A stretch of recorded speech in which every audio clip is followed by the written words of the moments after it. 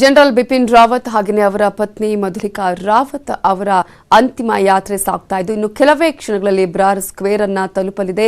ಅಂತಿಮ ಮೆರವಣಿಗೆಯಲ್ಲಿ ಸಾಕಷ್ಟು ಜನ ಸೇರಿರುವುದನ್ನು ನಾವು ಗಮನಿಸ್ತಾ ಇದ್ದೀವಿ. ರಸ್ತೆಯ ಎರಡೂ ಭಾಗದಲ್ಲೂ ಜಯ ಘೋಷಗಳು ಮೊಳಗ್ತಾ ಇದೆ. ಭಾರತ್ ಮಾತಾ ಕಿ ಜೈ ಅನ್ನುವಂತಹ ಜಯಘೋಷ ಮೊಳಗ್ತಾ ಇದೆ. ಹಾಗೆಯೇ ಭಾರತದ ತ್ರಿವರ್ಣ ಧ್ವಜ ಅಲ್ಲಿ ರಾರಾಜಿಸ್ತಾ ಇರುವುದನ್ನು ನಾವು ನೋಡ್ತಾ ಇದ್ದೀವಿ.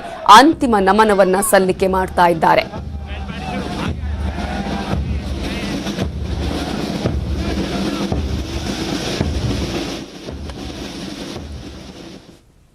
ಬ್ರಾರ್ ಸ್ಕ್ವೇರ್ಗೆ ಈಗಾಗಲೇ ಆಗಮನ ಆಗಿದೆ. ಜನರಲ್ ಬಿಪಿನ್ ರಾವತ್ ಅವರ ಪಾರ್ಥಿವ ಶರೀರವನ್ನು ಹೊತ್ತಂತಹ ಮಿಲಿಟರಿ ವಾಹನ ಹಾಗೆಯೇ ಅವರ ಪತ್ನಿ ಮಧುಲಿಕಾ ರಾವತ್ ಅವರನ್ನ ಹೊತ್ತಂತಹ ಮಿಲಿಟರಿ ವಾಹನ ಕೆಲವೇ ಕ್ಷಣಗಳಲ್ಲಿ ಅಂತಿಮ ವಿಧಿವಿಧಾನಗಳು ನೆರವೇರುತ್ತೆ. ಸಕಲ ಸೇನಾ ಗೌರವದೊಂದಿಗೆ ಅಂತಿಮ ವಿದಾಯವನ್ನ ಹಾಡಲಾಗುತ್ತೆ. ರಾವತ್ಗೆ 17 ಬಾರಿ ಗನ್ ಸೆಲ್ಯೂಟ್ ಅನ್ನ ಕೊಡುವುದರ ಮೂಲಕ ಅತ್ಯಂತ ದೊಡ್ಡ ಗೌರವವನ್ನ ಸಲ್ಲಿಕೆ ಮಾಡಲಾಗುತ್ತೆ. 40 ವರ್ಷಗಳ ಕಾಲ ತನ್ನ ದೇಶಕ್ಕಾಗಿ ಸೇವೆಯನ್ನ ಸಲ್ಲಿಸಿ ತಾನು ಸೇವೆಯನ್ನು ಸಲ್ಲಿಸ್ತಾ ಇರುವಂತಹ ಸಂದರ್ಭದಲ್ಲೇ ದೇಶಕ್ಕಾಗಿ ತನ್ನ ಪ್ರಾಣವನ್ನ ತ್ಯಾಗ ಮಾಡಿದ ಜನರಲ್ ಬಿಪಿನ್ ರಾವತ್ 3 ಪಡೆಗಳ ಸಿಬ್ಬಂದಿಗಳ ಮುಖ್ಯಸ್ಥರಾಗಿ ಮೊದಲ ಬಾರಿಗೆ ಅಧಿಕಾರವನ್ನ ಅಲ್ಲಿ ಸ್ವೀಕರಿಸಿದಂತವರು. ಅಂದ್ರೆ ಇಲ್ಲಿಯವರೆಗೂ ಕೂಡ ನಾವು 2019ರವರೆಗೂ 3 ಪಡೆಗಳ ಸೇನೆಯ ಸಿಬ್ಬಂದಿಗೆ ಮುಖ್ಯಸ್ಥರು ಅನ್ನೋದು ಇರಲಿಲ್ಲ. 3 ಪಡೆಗಳಿಗೂ ಸೆಪರೇಟ್ ಆದಂತಹ ಜವಾಬ್ದಾರಿಯನ್ನ ಹೊಂದಿರುವಂತಹ ಅಧಿಕಾರಿಗಳು ಇದ್ರು.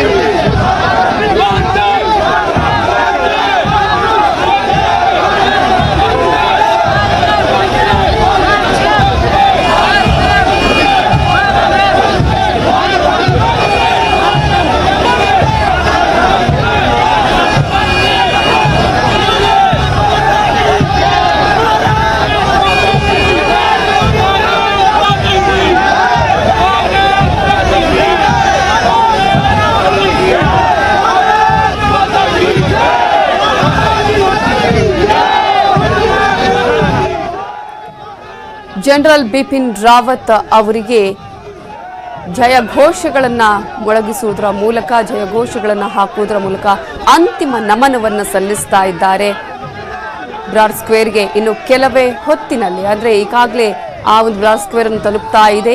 ಪಾರ್ಥಿವ ಶರೀರವನ್ನ ಹೊತ್ತಂತಹ ವಾಹನ, ಮಿಲಿಟರಿ ವಾಹನದಲ್ಲಿ ಜನರಲ್ ಬಿಪಿನ್ ರಾವತ್ ಹಾಗೆಯೇ ಅವರ ಪತ್ನಿ ಮಧುಲಿಕಾ ರಾವತ್ ಅವರ ಪಾರ್ಥಿವ ಶರೀರವನ್ನ ಈಗ ಮೆರವಣಿಗೆ ಮೂಲಕ ತೆಗೆದುಕೊಂಡು ಹೋಗಲಾಗ್ತಾ ಇದೆ. ಜನರ ಜಯಘೋಷವನ್ನ ನಾವು ನೋಡ್ತಾ ಇದ್ದೀವಿ. ಬೋಲೋ ಭಾರತ್ ಮಾತಾ ಕಿ ಜೈ ಅನ್ನುವಂತಹ ಒಂದು ಘೋಷ, ವಂದೇ ಮಾತರಂ ಅನ್ನುವಂತಹ ಮತ್ತೊಂದು ಘೋಷ, ಅಮರ್ ರಹೇ ಜನರಲ್ ಸಾಬ್ ಅನ್ನುವಂತಹ ಮತ್ತೊಂದು ಘೋಷ. ಹೀಗೆ ಎಲ್ಲರೂ ಕೂಡ ಘೋಷಣೆಗಳನ್ನು ಕೂಗುವುದರ ಮೂಲಕ ಅಂತಿಮ ನಮನವನ್ನ, ಗೌರವವನ್ನ ಸಲ್ಲಿಸ್ತಾ ಇದ್ದಾರೆ. ಒಂದು ಸೈನಿಕನಿಗೆ ಅಥವಾ ಯಾವುದೇ ರೀತಿಯಾದಂತಹ ಒಬ್ಬ ಉನ್ನತವಾದ ಸ್ಥಾನವನ್ನು ಹೊಂದಿದ್ದವರಿಗೆ ಇದಕ್ಕಿಂತ ದೊಡ್ಡ ಗೌರವ ಬೇರೆ ಯಾವುದು ಇಲ್ಲ ಅಂತ ಅನ್ಸುತ್ತೆ. ಅದೇ ರೀತಿಯಾದಂತಹ ಗೌರವವನ್ನ ಈಗ ಸಲ್ಲಿಕೆ ಮಾಡಲಾಗ್ತಾ ಇದೆ. ಸಾಕಷ್ಟು ದೇಶಗಳ ಮುಖ್ಯ ಸೈನ್ಯ ಅಧಿಕಾರಿಗಳು, ಸೈನ್ಯ ಮುಖ್ಯಸ್ಥರು ಆಗಮಿಸಿ ಅಂತಿಮ ನಮನವನ್ನ ಸಲ್ಲಿಸಲಿದ್ದಾರೆ. ಪ್ರಮುಖವಾಗಿ ಬಿಪಿನ್ ರಾವತ್ ಅವರಿಗೆ ಸಿಡಿಎಸ್ ಆಗಿರುವಂತಹ ಕಾರಣಕ್ಕಾಗಿ ವಿಶೇಷವಾಗಿ 17 ಬಾರಿ ಗನ್ ಸಲ್ಯೂಟ್ ಅನ್ನ ಮಾಡುವುದರ ಮೂಲಕ ಅತ್ಯಂತ ದೊಡ್ಡ ಗೌರವವನ್ನ ನೀಡಲಾಗುತ್ತೆ.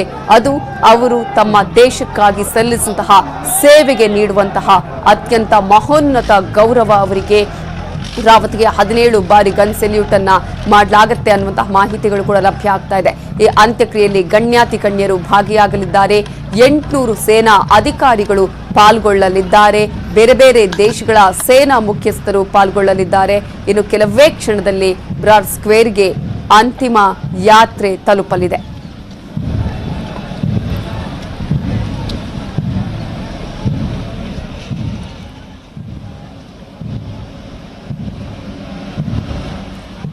ನಿವೃತ್ತ ಏರ್ ಮಾರ್ಷಲ್ ಆಗಿರುವ ಮುರಳಿ ಅವರು ನಮ್ಮ ಜೊತೆ ಇದ್ದಾರೆ.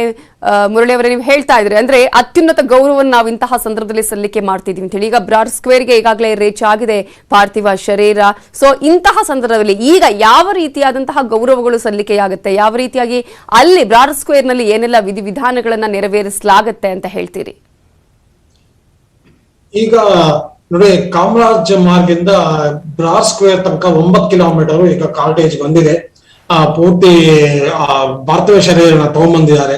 ಆಮೇಲೆ ಇನ್ನೊಂದು ನೀವು ಸವಿತಾರೆ ನೀವು ಅಬ್ಸರ್ವ್ ಮಾಡಿರ್ಬೋದು, ಈಗ ದಾರಿನಲ್ಲಿ 9 ಕಿಲೋಮೀಟರ್ ಇದನ್ನ ಯಾತ್ರೆನಲ್ಲಿ ಒಂದು ಸ್ವಲ್ಪನೂ ಡಿಸಿಪ್ಲಿನ್ ಪ್ರಾಬ್ಲಮ್ ಇಲ್ಲ, ಒಂದು ಸ್ವಲ್ಪನೂ ಜನಗಳಿಗೆ ತೊಂದರೆ ಆಗ್ತಾ ಇಲ್ಲ. ಇದನ್ನ ಪೂರ್ತಿ ಮೋಟರ್ ಕೇಡ ಇದು ಆರಾಮಾಗಿ ಬಂದು ಸರಿಯಾದ ಟೈಮಿಗೆ ಮುಟ್ಟಿದೆ. ಆ ಡಿಸಿಪ್ಲಿನ್, ಟೈಮಿಂಗು ಇವೆಲ್ಲ ಅದ್ಭುತವಾಗಿದೆ ನೋಡಕ್ಕೆ. ಆದ್ರೆ ಏನ್ ಮಾಡೋದು, ಅದು ಈ ತರ ಒಂದು ಪರಿಸ್ಥಿತಿ ಆ ತರ ಇದೆ. ಈಗ ನಮಗ್ ಗೊತ್ತಿರೋ ಪ್ರಕಾರ ಅದನ್ನ ಪಾರ್ಥಿವ ಶರೀರನ ಈಗ ಇದನ್ನ ಕೆಳಗಿಟ್ಟ ಮೇಲೆ ಆ ಚಿತಾಗಾರದಲ್ಲಿ ಮುಂಚೆ ಅಂದ್ರೆ ಒಂದು ಇಂಟರಪ್ಟ್ ಮಾಡ್ತಾ ಇದ್ದೀನಿ ಸರ್, ಮಧುಲಿಕಾ ರಾವತ್ ಅವರಿಗೂ ಕೂಡ ಇಂತಹದ್ದೇ ಒಂದು ಸೇನಾ ಗೌರವ ಸಲ್ಲಿಕೆ ಆಗತ್ತಾ, ಹೇಗೆ? ಖಂಡಿತ ಆಗತ್ತೆ, ಖಂಡಿತ ಆಗತ್ತೆ. ಈಗ ನೋಡ್ತಾ ಇದ್ರಲ್ಲ, ಎರಡೂ ಇದನ್ನ ಅದು ಕಾಂಟೇಜ್ ಒಟ್ಟಿಗೆ ಬರ್ತಾ ಇದೆ, ಎರಡು ಒಟ್ಟಿಗೆ ಬರ್ತಾ ಇದೆ. ಆಮೇಲೆ ಇವರು ಜನರಲ್ ರಾವತ್ ಮತ್ತು ಶ್ರೀಮತಿ ಮಧುಲಿಕಾಗವನು ಇದೇ ಪೂರ್ತಿ ಇದೇ ತರ 17 ಗನ್ ಸೆಲ್ಯೂಟ್ ಪೂರ್ತಿ ಎಲ್ಲಾ ತರ ಅದ್ಭುತವಾಗಿ ಅವ್ರಿಗೆ ಸಂಡ್ ಆಫ್ ಎಲ್ಲ ಮೊದಲೇ ಪ್ರಿಪೇರ್ ಮಾಡ್ಕೊಂಡಿದ್ದಾರೆ. ಅವ್ರು ಬರೇ ಅವರು ಜನರಲ್ ಇದನ್ನ ಧರ್ಮಪತ್ನಿ ಆಗಿರ್ಲಿಲ್ಲ, ಅವರು ಇದನ್ನ ವೈಸ್ ವೆಲ್ಫೇರ್ ಅಸೋಸಿಯೇಷನ್ಗೆ ಪ್ರೆಸಿಡೆಂಟು ಆಗಿದ್ರು. ಸೊ ಅದರ ಪರವಾಗೂ ಅವ್ರಿಗೆ ಪುಷ್ಪಗುಚ್ಛ ಎಲ್ಲ ಇದನ್ನ ಕಂಪ್ಲೀಟ್ ರೇತ್ ಎಲ್ಲ ಮಾಡ್ತಾರೆ.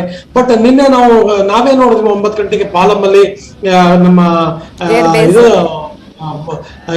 ಪ್ರಧಾನಮಂತ್ರಿಗಳು, ರಕ್ಷಣಾ ಮಂತ್ರಿಗಳು ಅವರು ಇದನ್ನ ರೀತ್ನ ಎರಡು ಒಟ್ಟಿಗೆ ಎಲ್ಲ 13 ಜನಕ್ಕೂ ಒಟ್ಟಿಗೆ ಕೊಟ್ರು. ಅಂದ್ರೆ ಅದರಲ್ಲಿ ಮೊದಲಿಗೆ ಅವತ್ತು ಇದ್ರು ಅದ್ರೊಳಗೆ. ಅಂದ್ರೆ ಅವ್ರಿಗೂ ಈಗ ಗಂಡ ಹೆಂಡತಿ ಇಬ್ರಿಗೂ ಒಂದೇ ತರ ಇದನ್ನ ನಮನ ಸಲ್ಲಿಸ್ತಾರೆ. ಅಂತಿಮ ನಮನ, ಅಂತಿಮ ಸಲ್ಯೂಟ್ ಕೊಡ್ತಾರೆ. ಆಮೇಲೆ ಇನ್ನೊಂದು ವಿಷಯ ಏನು ಅಂದ್ರೆ, ಈಗ ಒಂದು ರಿಲಿಜಿಯಸ್ ಸೆರೆಮನಿಗೂ ಅವರು ಒಂದು ಅವಕಾಶ ಮಾಡ್ಕೊಡ್ತಾ ಇದಾರೆ. 4:15 4:45 ತನಕ ಅಥವಾ 4:15 4:30 ತನಕ ಅಂತ ಈಗ ಸುದ್ದಿ ಬರ್ತಾ ಇದೆ. ಆಮೇಲೆ ಈಗ ಇದನ್ನ ರೀಟ್ಲೇಯಿಂಗ್ ಸರ್ವೆನೆ ನಡೆಯುತ್ತೆ. ಎಲ್ಲ ಫಾರಿನ್ ಅಟ್ಯಾಚಸ್, ಫಾರಿನ್ ಇದನ್ನ ಡಿಫೆನ್ಸ್ ಅಟ್ಯಾಚಸ್ ಎಲ್ಲ ಬಂದು ರೀಟ್ಲೇಯಿಂಗ್ ಮಾಡ್ತಾರೆ. ಆಮೇಲೆ ನಮ್ಮೆಲ್ಲ ಗಣ್ಯರೆಲ್ಲ, ನಮ್ಮ ದೇಶದ ಗಣ್ಯರು ಆರ್ಮ್ ಫೋರ್ಸಸ್ ಅಲ್ಲಿ, ಆಮೇಲೆ ಇತರೆ ಗಣ್ಯರೆಲ್ಲ ರೀಟ್ಲೇಯಿಂಗ್ ಮಾಡ್ತಾರೆ. ಅದಾದ್ಮೇಲೆ 17 ಗರ್ಲ್ ಸೆಲ್ಯೂಟ್, ಅದಾದ್ಮೇಲೆ ಒಂದು ಚಿಕ್ಕದಾಗಿ ಇದನ್ನ ರಿಲಿಜಿಯಸ್ ಸೆರೆಮನಿ, ಅವರ ರಿಲಿಜಿಯನ್ ಪ್ರಕಾರ ಅವ್ರಿಗೇನ್ ನಂಬಿಕೆ ಇರುತ್ತೋ ಅದು. ಅದಾದ್ಮೇಲೆ ಇದನ್ನ ಬಾಡಿನ ಪೈರ್ ಮೇಲೆ ಇಟ್ಟು ಪೈರಲ್ಲಿ ಪೈರಲ್ಲಿ ಇಡ್ತಾರೆ. ನನಗನ್ಸತ್ತೆ ಅವ್ರು ಪೈರಲ್ಲಿ ಇಟ್ಟು ಅವರು ಅದನ್ನ ಬೆಂಕಿ ಹಚ್ಚಿದಾಗ ಚಿತೆಗೆ ಆಗ 17 ಗರ್ಲ್ ಸೆಲ್ಯೂಟ್ ಕೊಡ್ತಾರೆ ಅಂತ ನಂಗೆ ಅನ್ಸತ್ತೆ. ಅದು ಸರಿಯಾದ ಇದನ್ನ ಪ್ರೊಸೀಜರ್ ಇರ್ಬೋದು. ಆದ್ರೆ ಇವತ್ತು ಈ ಇದರೊಳಗೆ ಫ್ಯೂನರಲ್ ಯಾತ್ರೆನಲ್ಲಿ 3 ಸರ್ವಿಸಸ್ ಅದರ ಬಗ್ಗೆ ಮಾತನಾಡಿಸ್ತೀನಿ ಸರ್. ಯಾವ ರೀತಿಯಾಗಿ ಈ ತರನೇ ಇರಬೇಕು 3 ಸರ್ವಿಸ್ ಅಂದ್ರೆ 3 ಪಡೆಗಳ ಮುಖ್ಯಸ್ಥರಾಗಿರ್ಬೋದು, ಅಧಿಕಾರಿಗಳು ಯಾವ ರೀತಿಯಾಗಿ ಪಾಲ್ಗೊಳ್ಳಬೇಕಾಗತ್ತೆ ಅನ್ನೋದ್ರ ಬಗ್ಗೆ ಮಾಹಿತಿಯನ್ನು ಪಡ್ಕೊಳ್ತೀನಿ ಬ್ರೇಕ್ ಆದ್ಮೇಲೆ.